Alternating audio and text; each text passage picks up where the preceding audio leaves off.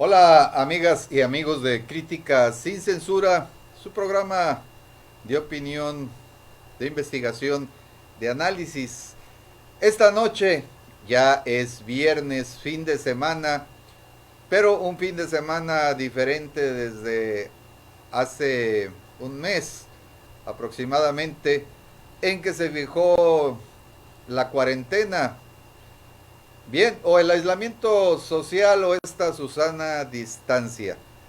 Este viernes, este viernes y en estas condiciones, les saluda su amigo Oscar Castañeda Montemayor y les recuerda que estamos manejando la mejor información en www.sentidoconurbado.com.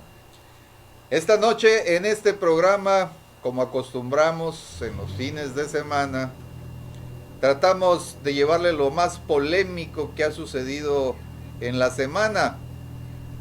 Y esta noche vamos a tratar el tema AH1N1, la corrupción de Calderón contra el COVID-19, la austeridad de Andrés Manuel López Obrador. Y lo más importante en este aspecto es que este título tiene como sustento el dicho, la manifestación en entrevista de Hugo López-Gatell, subdirector de salud y que está encargado de dirigir los esfuerzos contra esta pandemia. Bien, recordaremos juntos que el día de ayer, 23 de abril, pero de 2009, hace casi 11 años, se inició la pandemia de influenza 1 H1N1.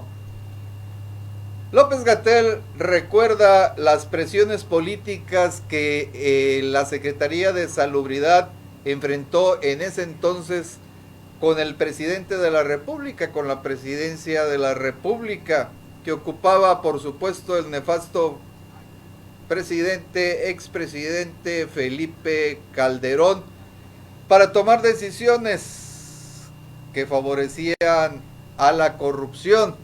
Así como lo oye, así de fuerte, por fin, Gatell, que estuvo en aquel entonces, como en el avance del programa les iremos comentando, al igual que el actual director o secretario de la Secretaría de Salud a nivel federal, forman parte del gabinete de el triste, célebremente conocido Felipe Calderón Hinojosa.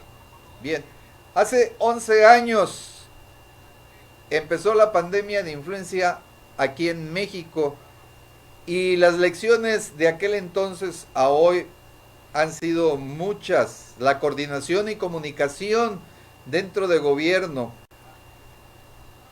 Pero lo más importante, hoy no hay corrupción y eso hace una diferencia inmensa. En 2009 hubo presión política para que se compraran pruebas rápidas, ¿sí? ¿Le suena parecido con esto de los gobernadores y de mucha gente? ¿Sí? De lo de las pruebas rápidas. Bien, pues repito, en 2009 hubo presión política para que se compraran pruebas rápidas. Se tuvo una discusión. Se hablaba de marcas, supuestas aprobaciones de la Administración de Alimentos, o sea, de los Estados Unidos, la FDA, por sus siglas en inglés, que la OMS, Organización Mundial de la Salud, las recomendaba, pero era falso totalmente. Ni la Secretaría de Salud a nivel nacional ni el INDRE las recomendaban. Pero, ¿qué es lo que pasaba aquí? ¿Por qué las presiones para estas pruebas? Bueno, era simplemente porque el señor presidente Felipe Calderón ya había comprado miles de pruebas. Fíjense bien, sin estar en contacto. Él decidió que había que comprar miles de pruebas. ¿Por qué? Pues porque se lo ofrecieron. ¿Quiénes? Pues sus amigos. ¿Quiénes eran esos amigos? Más adelante lo descubrimos. Otro fue el enjambre de empresas que vendían plataformas informáticas. Se requerían para la vigilancia epidemiológica. Lo que había en ese entonces no servía. Y de hecho, a principios de esta pandemia, en el 2009, el secretario Córdoba reconoció que no se sabía lo que pasaba en los estados, a diferencia de hoy. Que si bien hay errores, pero por parte de 6 o 7 gobernadores, ya lo mencionaremos más adelante, que no quieren dar los datos. Dice Gatell que no se arrepiente en absoluto de señalar a los intermediarios de la distribución de medicamentos, 7 compañías acaparadoras, extorsionadoras. En este momento sigue el proceso de descontaminación, de corrupción del sistema y de poner límites a los especuladores. Es decir, nos comenta de que no se ha acabado totalmente con esa corrupción, pero que se está en vías de llegar al final, porque siguen especulando. Es decir, son especuladores, ¿sí? Estos tipos, y todavía quieren seguir insertados en el actual sistema. Gatell narra en la entrevista que la presión de los pinos, de las compañías también que eran de algún amigo o estaban recomendadas por alguien más, era lo de a diario. En la Secretaría de Salubridad decidieron adoptar la plataforma del ISSSTE, donde se colectaban los datos de las Secretarías de Salud estatales y del IMSS, que tienen su propio sistema. Esta solución de servicios web sigue funcionando y les permite integrar en tiempo real la información de los 3 organismos, cuando menos. Bien, el contraste hoy es impresionante. Si bien se tienen, como cualquier grupo social de gobierno o no, desfases de coordinación y comunicación, como ya lo vimos con algunos gobiernos estatales, ¿sí? Pero es muchísimo mejor hoy que hace una década, y tiene que ver con que el respaldo del presidente Andrés Manuel López Obrador a la técnica y a la ciencia está rindiendo buenos resultados. Eso no lo tuvo en el 2009, y tampoco fue culpa del doctor José Ángel Córdoba, quien era secretario de Salud. Él les pidió trabajar técnicamente, pero de ahí para arriba el desorden. Es decir, el protagonismo venía de todos los actores políticos del sistema federal y gobiernos estatales incluso. Nada diferente en ese aspecto a lo que estamos viviendo el día de hoy con algunos gobernadores. Esos famosos 8, ¿sí? Que ya saben, la mayoría del PAN, por supuesto, e incluyendo a de Jalisco, que es de otro partido. Desde hace más de 15 años, desde que apareció el Seguro Popular, y aquí, conste, es terrible lo que comenta Gatell, porque lo afirma, ¿sí? La política era activamente privatizadora, es decir, en tiempos previos a los de Calderón, y siguió con Calderón. El Sistema Nacional de Salud estaba en manos de especuladores tóxicos y muy corruptos que tenían aliados en el gobierno. Y aquí yo amplío, para información de ustedes, esto a lo que se refiere Gatell en este punto.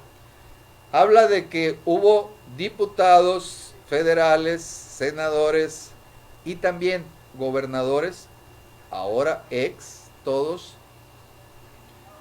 que incluso eran dueños de ese tipo de compañías farmacéuticas que hacían jugosos negocios con las presidencias panistas y después lo siguieron haciendo con el copetón, ¿sí? El guapo presidente, decían las mujeres, de el PRI en México. Bueno, ya saben ustedes a quién me refiero, ¿sí? El anterior, Andrés Manuel López Obrador. Bien, era así como se vivía, lo dice abiertamente, él es un testigo de esto, y a temblar Calderón, a temblar, porque ¿cómo lo puede desmentir Calderón? ¿Sí? Si estuvo ahí, si también manejó parte de aquella pandemia, donde además dirigió recursos a hacerle saber a México que había salvado a la nación de esta pandemia. El Salvador era Calderón, cuando lo único que hizo fue negocio. Y claro, manejó un gran presupuesto para en medios de comunicación difundirse como héroe, incluso mandó imprimir con millones, cientos de millones de pesos, sus famosos libros donde ya se eternizaba como El Salvador. Recordarán ustedes que, según los anales de la información y lo que se tiene registrado, bueno, el primer caso se registró, brotó aquí. ¿Dónde? En México. Bien, bueno, pues entonces dice que salvó a México, pero nunca se controló la pandemia porque se viralizó a nivel mundial. Esa es la gran diferencia que hubo y hay con el actual proceder de este nuevo gobierno, ¿sí?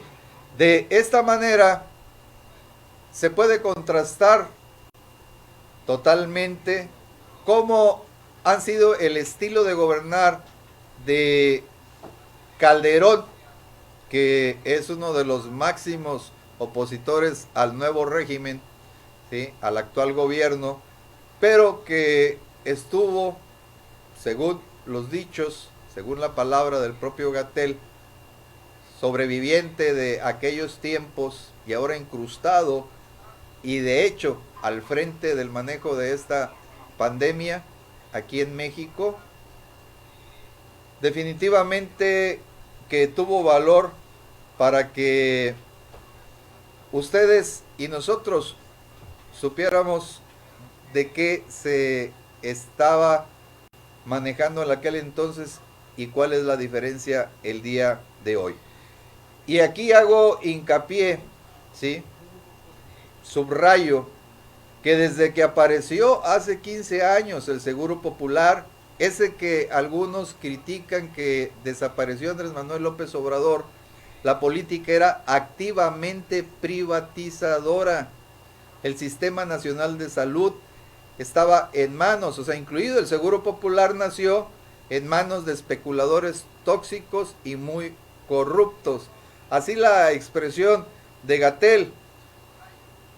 Y ya, el día de hoy nos transmite también algo que es muy importante que deben ustedes tomar en cuenta. El pico máximo de transmisión de esta pandemia del COVID-19 iniciará la próxima semana. Es decir, tomaremos en cuenta a partir de lo que es el lunes de la próxima semana. Y durará 3 semanas. La fecha de la cifra máxima que se espera es precisamente del 8 al 10 de mayo. Pero hablamos de el máximo de infectados entre esos 2 días, del 8 al 10 de mayo. Y es ahí donde se prevé que, como es la mayor cantidad de afectados, pudiera saturarse lo que son los hospitales dedicados, en particular en el aspecto del número de camas de terapia intensiva y el momento en que los servicios médicos pudieran colapsar. Ese va a ser el reto, amigas y amigos, si lo que querían era saber cuándo se presentará el mayor problema. Si resiste el sistema que tienen actualmente y no colapsa, podremos salir bastante airosos de esta pandemia. Y obviamente que todos, ya no hay diferencia de edades, todos nos podemos enfermar. Hay buenas noticias para todas ustedes, para todos nosotros, ¿sí?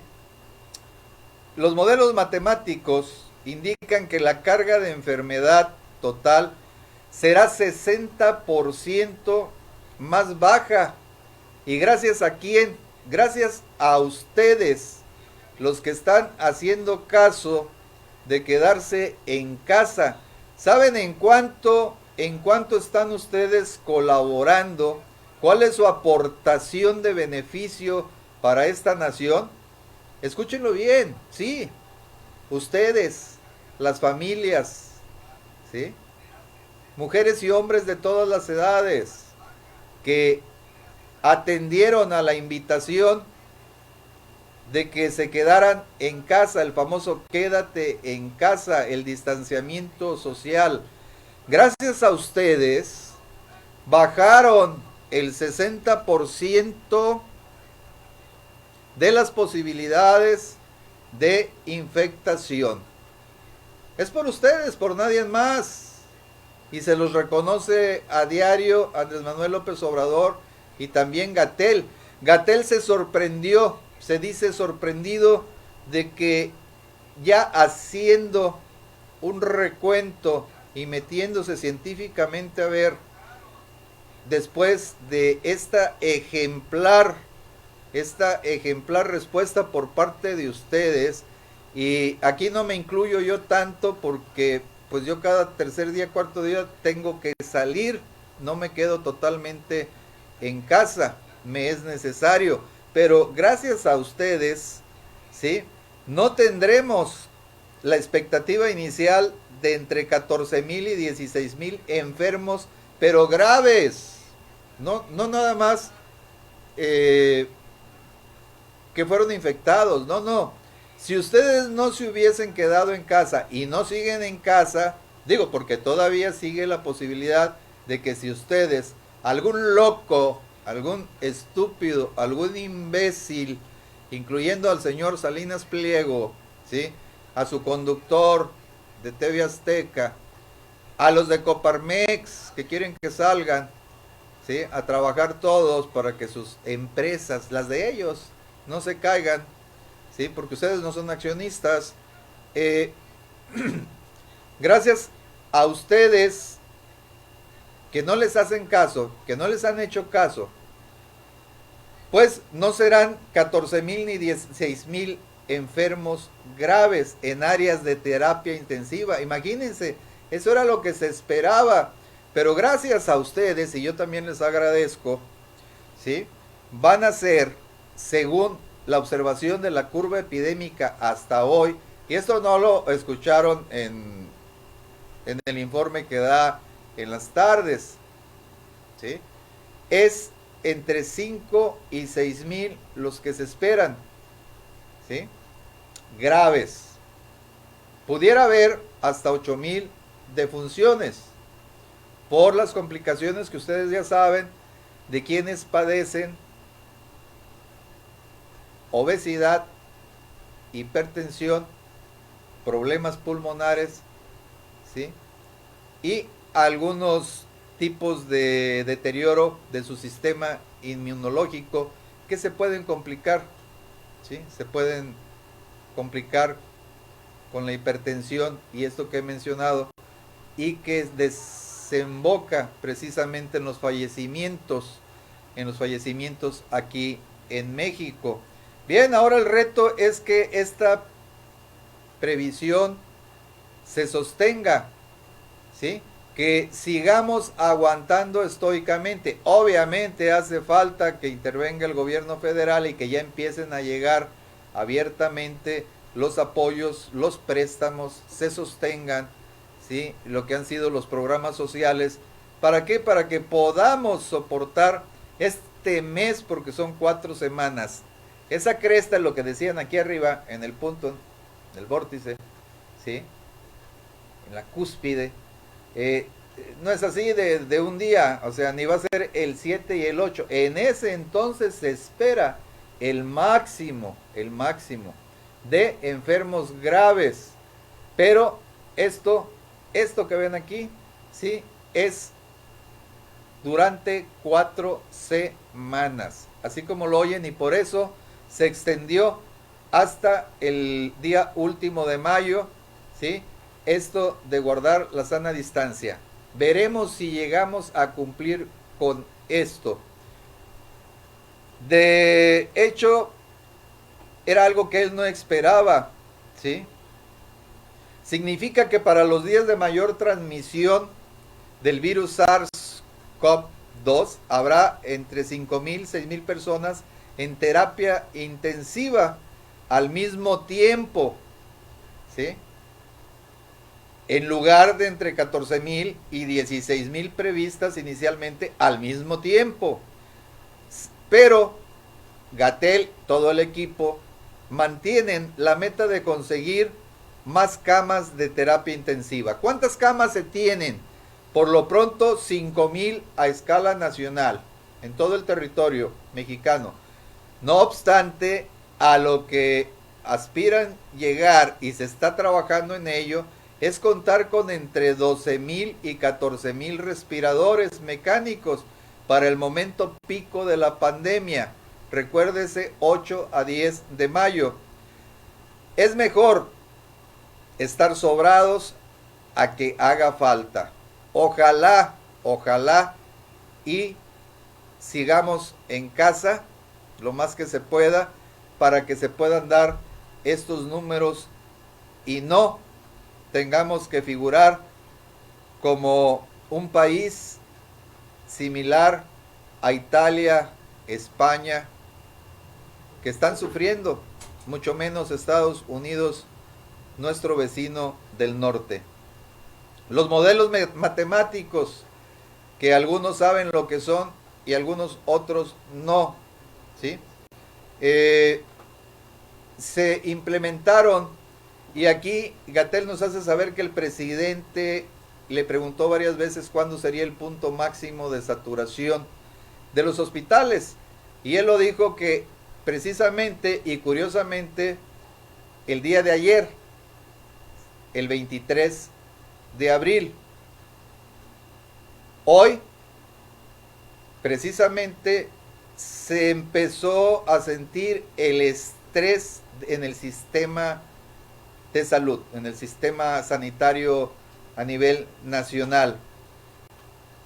Vamos a 1/3 de la curva, ¿sí? Nos faltan 2/3. Y hay nosocomios al borde de la saturación. Aquí es donde radica el gran peligro, amigas y amigos. Esto se los estoy traduciendo, ¿sí?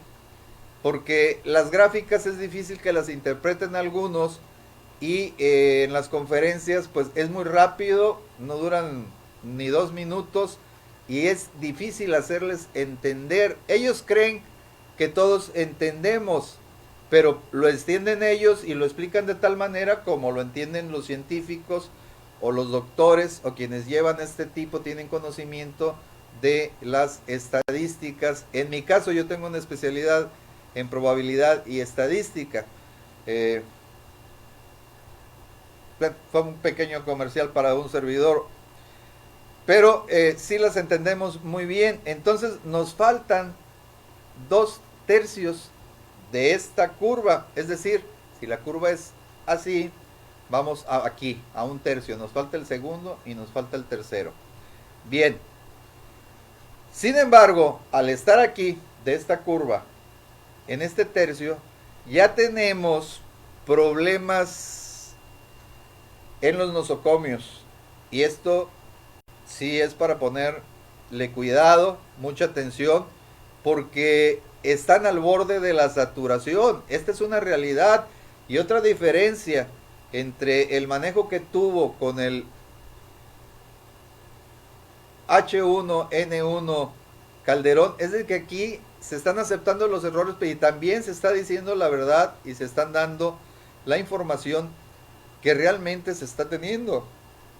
¿Sí? No se oculta, ni tampoco se han dictado estados de excepción o cancelación de los derechos constitucionales, como sí sucedió de facto con Calderón. Aprovecho en este momento para puntualizarlo. Bien, los institutos nacionales de enfermedades respiratorias, como es el INER, el de Ciencias Médicas y Nutrición, Salvador Subirán, y los hospitales GEA, González y el General de México, pues se encuentran ya casi saturados. Pero, ¿qué es lo bueno? Que hay cupo en los 4 hospitales de la Secretaría de Salud de la Ciudad de México y en los del IMSS e ISSSTE, cuya ocupación está entre 40 y 50%. El exceso de la demanda ya en este momento, ¿sí?, serán cubiertos por las secretarías de la Defensa y Marina. Vean ustedes cómo sí fueron escalonando y cómo sí hay un cerco informativo, ¿sí?, de los principales medios que no hacen notar esto que les estoy explicando. Lo presentan siempre de manera tendenciosa y a manera de interpretar para ustedes, casi induciéndolos a que interpreten de que todo va mal. No, todo va bien y muy bien. Imagínense tener nada más 5,000 a 6,000 enfermos graves, ¿sí? Esto sería un éxito, una bendición para este país, y no tener entre 14 y 16,000 al mismo tiempo. Y vean lo importante de por qué es de que están fabricando, están adquiriendo los respiradores. Aquí cobra vital relevancia. ¿Cómo evitaremos que la pandemia tuviera un repunte? Ya lo sabemos. Suspensión de actividades académicas, laborales y sociales. Esto es lo que ha causado este beneficio, y hay un beneficio ahora de haber bajado esa posibilidad de contagios y de enfermos graves, y por tanto, ¿sí?, también del número de muertes que se estiman que pudieran ser hasta 8,000. Pero ¿qué va en comparación con otros países? ¿Sí? Que se salven vidas es la prioridad, porque usted y yo, que no nos hemos enfermado, o que si ya se enfermaron y no lo saben, pero están pasando, ¿sí?, este proceso de infección, y su sistema inmunológico, nuestro sistema inmunológico, ha respondido, ¿sí?, no implica que no sean portadores. Si salen, van a infectar a otros, ¿sí? Y entonces se podría disparar y estaríamos en serios problemas. Aprovechamos aquí también para recalcar lo que hace rato comenté que Gatell manifestó. 6 gobernadores o 7 son los que se han negado sistemáticamente reportar los casos de enfermos. son los mismos que, a pesar de tener la obligación, tampoco informan sobre la ocupación hospitalaria, la cual ya debería estar disponible a tiempo real. Sin embargo, no quiso, ahí sí, no quiso dar nombres. Pero seguramente algunos de ellos, sí, serán estos panistas, incluyendo a este gobernador faraónico, ¿sí? Que es casi el emperador de Jalisco, ¿sí? Que es un abusivo, ¿sí? Ya están encarcelando a la gente. Eso sí es privar de garantías individuales de los derechos constitucionales. Ya se le cobrará, ya se les cobrará a quienes lo están haciendo. ¿Cómo? Pues como siempre, con los votos en las urnas para el 2021. Aparte de que se están robando el dinero del pueblo, aprovechándose de la pandemia y quieren endeudarse, ¿sí? Bien, el trabajo ha sido intenso y retador, manifiesta Gatell, pero el objetivo era lograr la participación de la sociedad. Y otra sorpresa, gracias a ustedes y también a las medidas en que redujeron los gobiernos, ¿sí?, el transporte público. Es decir, hay evidencia ya estadística que la movilidad bajó en 70 a 80%, pero hay un 15% de empresas con actividades no esenciales que siguen operando, pero la Coparmex sigue invitando a que sigan, a que abran, ¿sí? Pero no quieren pagar el salario a los empleados, ¿sí? Quieren que el gobierno les ayude a pagar, y ellos que le ayudan a pagar a gobiernos y todavía le deben. Otro reto es lograr la coordinación con los actores externos al gobierno federal, donde por razones políticas hay otras prioridades y se cambian las medidas de carácter técnico. Es decir, gobernadores y presidentes municipales, ¿sí?, en algunos casos, como el de Tamaulipas, aliados, ¿sí? ¿Por qué? Porque son presidentes del PAN, la gran mayoría, ¿sí?, aliados con el gobernador, tomando decisiones. En otros estados, bueno, hay municipios que toman acciones que atentan, que vulneran y que de hecho han coartado los derechos constitucionales de sus gobernados. Hay varios casos de ellos. ¿Hay problemas? Sí, sí hubo problemas. La perturbación del mercado global de insumos y equipos provocó que se movieran rápidamente, y el acuerdo al que llegó, por ejemplo, Andrés Manuel López Obrador con el presidente de China para el suministro de todo lo que tiene que ver con los insumos que tienen que ser entregados al personal médico, y también el acuerdo con el presidente Trump de esos 1000 respiradores, pues es algo que se tuvo que solventar y que afortunadamente ya llegó también el quinto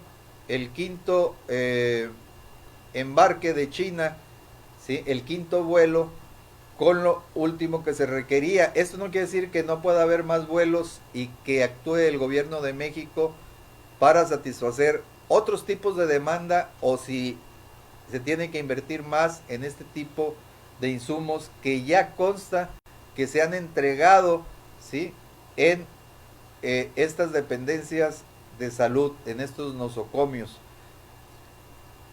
Bien, ahora ya se tiene una plataforma que es a la cual no se quieren integrar estos 6 o 7 gobernadores. De hecho, la realidad es de que únicamente en este nuevo sistema que tienen, que hay obligatoriedad, ¿sí?, hay obligatoriedad de los gobernadores de rendir la información, no lo están haciendo, en su tiempo se les cobrará también, ¿sí? ¿Por qué? Porque no se integran y entonces no permiten tener al Sistema Nacional de Salud en cuanto a información, no nos permiten saber algo muy importante.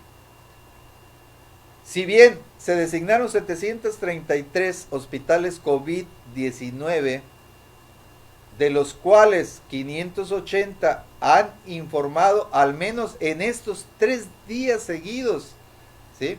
Ya se está normalizando. Por eso en los reportes diarios no han dado la información sobre la cantidad de enfermos en control ambulatorio. No ha sido posible que nos digan en estas conferencias, ¿sí?, cuántos son la cantidad exacta de enfermos en control ambulatorio, hospitalizados, graves e intubados que tienen los estados. Estos 6 o 7 estados están ocultándolo. ¿Qué quiere decir? Que están teniendo manejos turbios. ¿Querrán préstamos? ¿Sí? ¿Quieren engañar a la población? ¿Qué es lo que pretenden con esta rebeldía? Bien, pues es un perjuicio que estamos sufriendo todos. Hoy hay transparencia, claridad y límites. Lo importante es de que no hay corrupción ni se está abusando, ni endeudando al país, como sí sucedió con Calderón.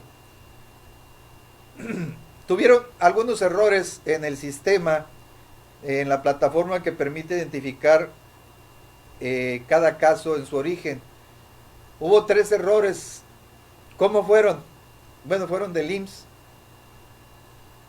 Al unir los sistemas de información, por ahí se quedaron 3 casos. El error es de 3 casos, ¿sí? Ya está aclarado. No fueron de miles, ni de cientos, ni nada, como trataron de hacer ver. Y ya se supo dónde estuvo el error. Bien, pues México ya pasó de muchos años de corrupción y una cultura de oscurantismo. Es natural la desconfianza, no obstante, ahora el país está construyendo su propia madurez en términos de la exigencia ciudadana. Gatell nos dice a todos que no tiene aspiraciones políticas.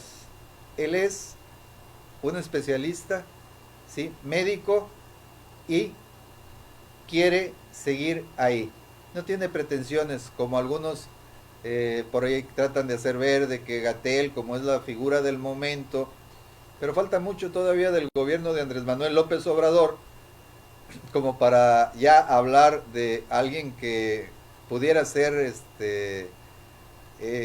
candidateable, ¿no?, para cuando termine el periodo Andrés Manuel, que pudiera suplirlo como candidato, en este caso de Morena, o vaya usted a saber por dónde.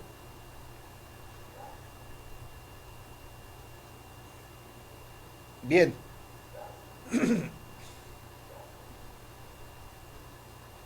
Amigas y amigos, el día de hoy vamos a cerrar sintetizando de que esta fase 3, todos los países que estamos en fase 3, no esperan varios días de incrementos de casos graves y muertes. Comunicar esto para Gatell es un reto porque estamos acostumbrados a que el gobierno nos diga que no pasa nada, que todo está bien. Y hoy, por ejemplo, se elevan, pero por decenas, los casos de infección en el estado de Tamaulipas. ¿Qué pasó, secretaria Gamboa? ¿Sí? ¿Se le salieron de la bolsa o se le salieron de la boca porque no trae usted tapabocas? ¿Sí? El gobernador ordenó que se usara tapabocas. Gatell dice que no es necesario. Y usted al parecer está de acuerdo con Gatell, cuando menos en eso, en no usar tapabocas. Pero se le salieron de ahí los casos, los tenía guardados en la bolsa, los estaba escondiendo. ¿Qué es lo que pasó con Tamaulipas, señora secretaria de Salud? Bien, hay esperanzas, sí, si se cumplen las medidas. Este brote sintetizamos va a terminar en agosto, ya lo dijo Gatell, nos lo dijo Gatell, ¿sí? Como pasó hace 11 años con la influencia. También sabemos que mientras haya COVID en el resto del mundo, puede regresar, y hasta que no haya una vacuna o alcancemos un grado suficiente de inmunidad de rebaño, es decir, que la gran mayoría hubiésemos ya desarrollado esta inmunidad, no se podría tener un control completo. ¿Cuándo llegará el tratamiento y la vacuna específicos? Dice él que, sin ser pesimista, con el VIH llevamos 37 años esperando la vacuna y no llega. Pero ojalá, es decir, Dios quiera que sí la tengamos. ¿Por qué? Porque de todas maneras hay un gran número de mexicanos y mexicanas que me refiero nada más a los que son desobedientes por naturaleza y les encanta retar el destino y a la muerte.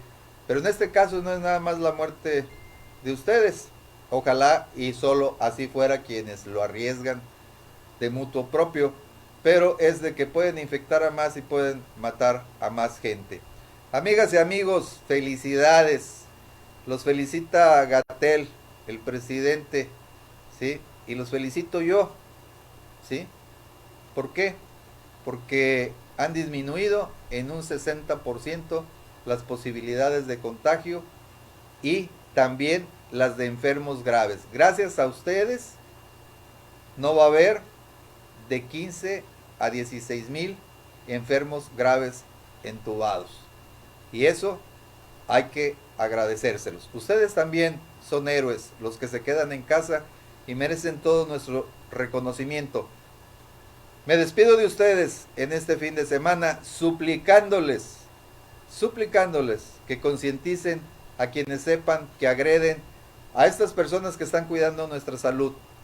¿A quienes? A todos los del sector salud, desde quien está en intendencia que se arriesga demasiado al hacer el aseo, ¿sí?